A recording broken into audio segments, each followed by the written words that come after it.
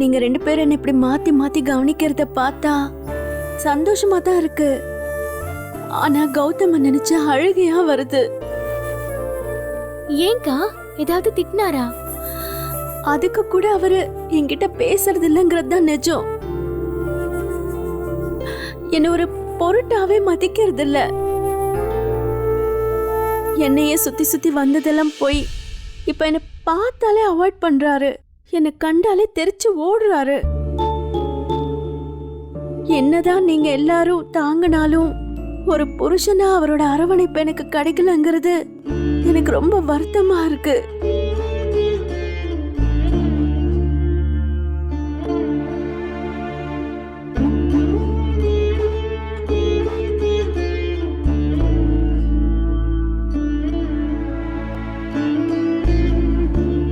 அத பாரு, நீ மாறதுக்கு இவ்வளவு நாள் ஆச்சுல. இப்பதானே நீ எங்க எல்லாரையும் பத்தி உணர்ற. அதே மாதிரி உன் புருஷனுக்கும் ஒரு மாற்றம் வரணும்னா மாப்பிள்ள அவங்க அம்மா பேச்ச கேட்கறத நிறுத்தணும். அம்மா அம்மா அது எப்படிம்மா நடக்கும்?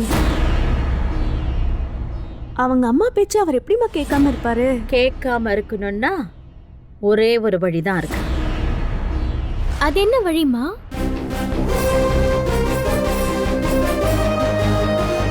அம்மாவையும் மகனையும் பிரிக்கணும்.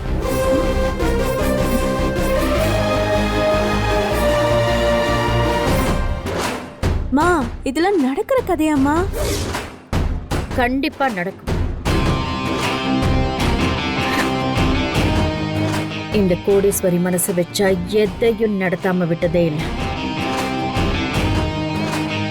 ஒரு விஷயத்த நான் பண்ணணும்னு முடிவெடுத்தா அதை செஞ்சு முடிச்சிட்டு தான் மறு வேலை பாப்பா இந்த கோடீஸ்வரி. அது மட்டும் நடந்துருச்சுன்னா கண்டிப்பா கௌதம் என்னால அன்பா இருப்பாரு. நடக்குண்டி, நடக்கும்.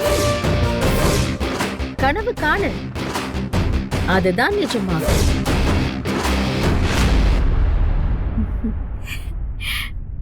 ஹே கோட்டீஸ்வரி, என்னையும் என் மகனையும் பிரிக்க பிளான் பண்றியா? உங்க எல்லாரையும் இந்த வீட்டை விட்டு துண்ட காணோம் துணிய காணோம்னு ஓட வைக்கிறேன்டி. குடி.